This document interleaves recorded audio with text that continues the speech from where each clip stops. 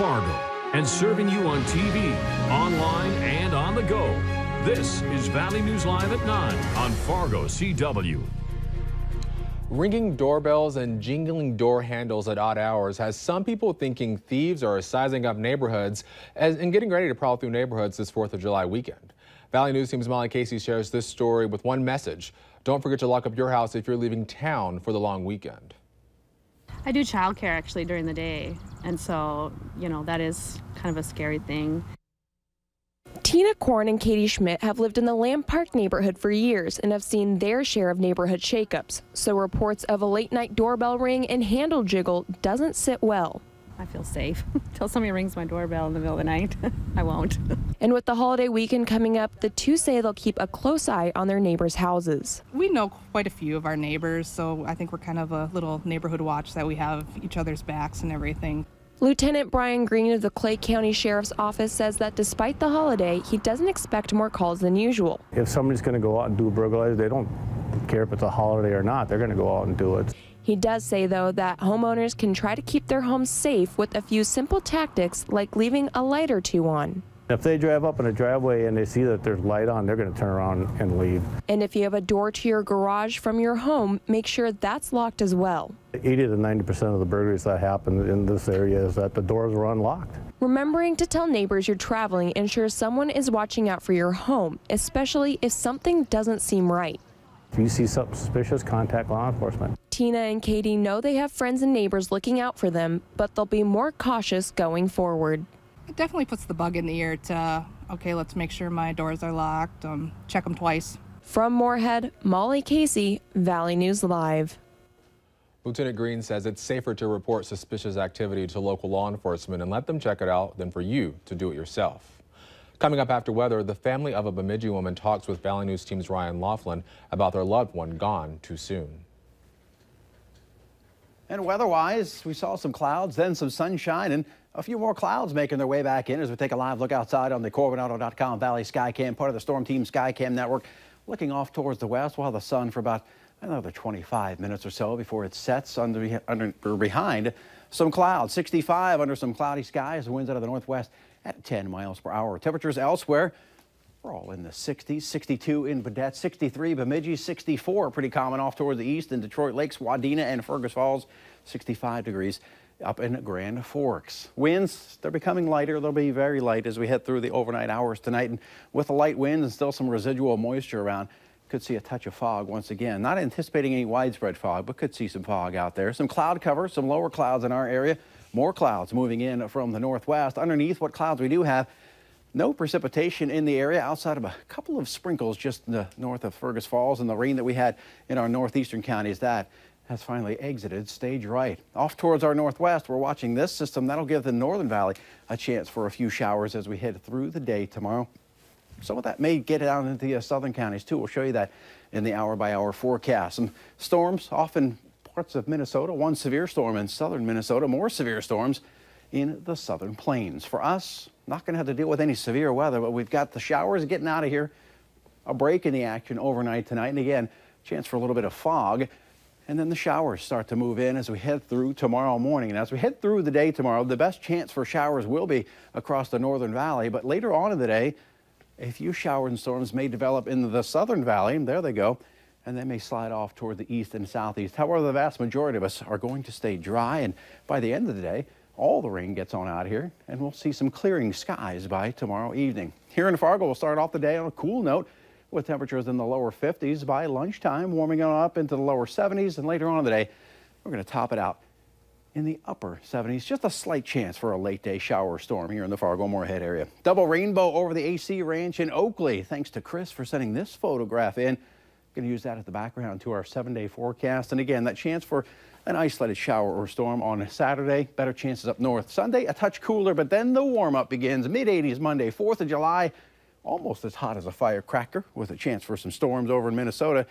And into the 90s Wednesday and Thursday. Summer gets here as we head through next week. I will take it. Thanks so much, Robert. You got it. Some tragic news coming out of Becker County tonight. A man was killed after getting trapped in a trench. It happened at a farm near Richwood, Minnesota, just before 1 this afternoon. While the 25-year-old was in the trench, the side collapsed on top of him. First responders and other workers tried to save the man, but his injuries were too severe. The man's name will be released once his family has been notified. A sad story highlighting the dangers of addiction has a tragic ending. In an exclusive interview, Valley News Team's Ryan Laughlin talks to the family of a 26-year-old woman and mother of 3 whose body was found today after she disappeared more than 10 days ago.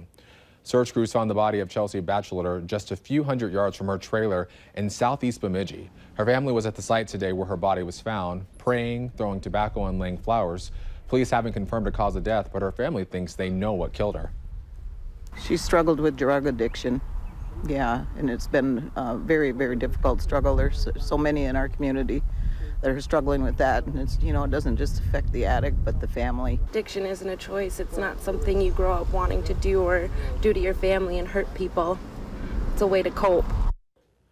Batchelor leaves behind 3 girls ages 2 to 9 years old.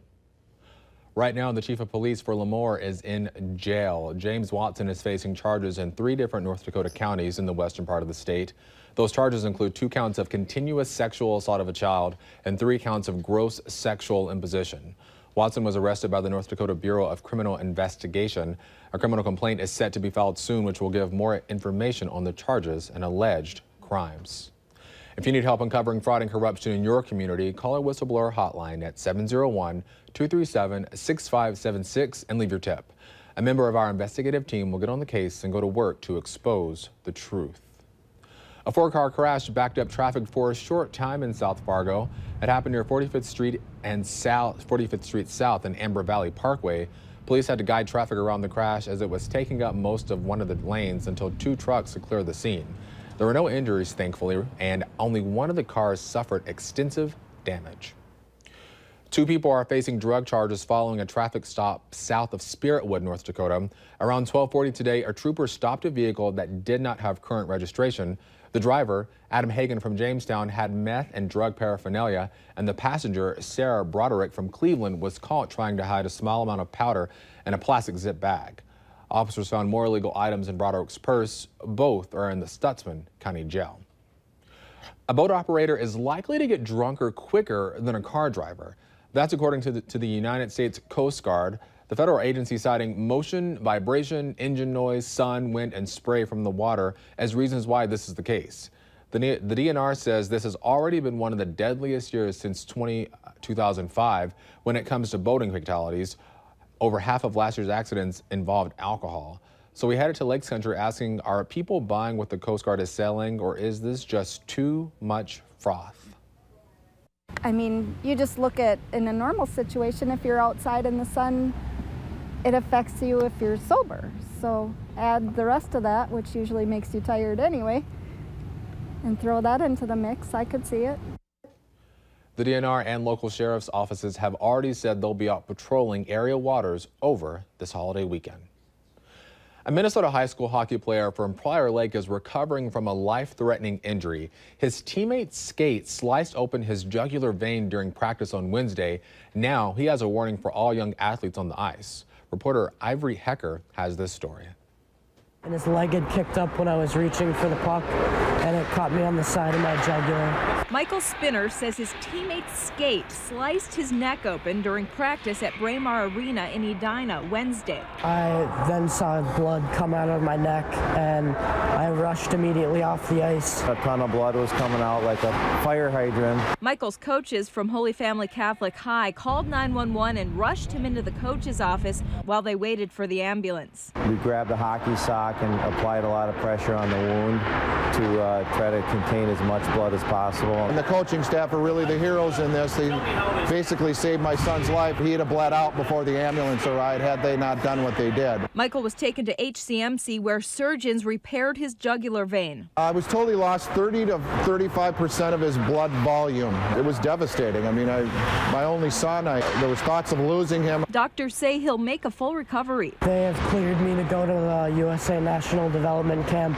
and I'll be there in 10 days, back on the ice. This time wearing a neck guard. I would much rather be uncomfortable wearing a neck guard than have to ever go through this experience ever again. Some of his teammates put on their own neck guards at practice today. It was kind of a scare for everybody. I mean, like, We don't want it to happen to ourselves. Michael's coach says he'll require his team to wear neck guards next season, and his dad is advocating all high school players to use neck guards. Had he been wearing a neck guard, we wouldn't even be having this conversation. In Edina, Ivory Hecker, KARE 11 News. Michael's dad says he hopes his son's story encourages the Minnesota State High School League and youth hockey associations across the nation to mandate neck guards. Still ahead tonight, the latest on the hospital shooting up in New York. Stay with us.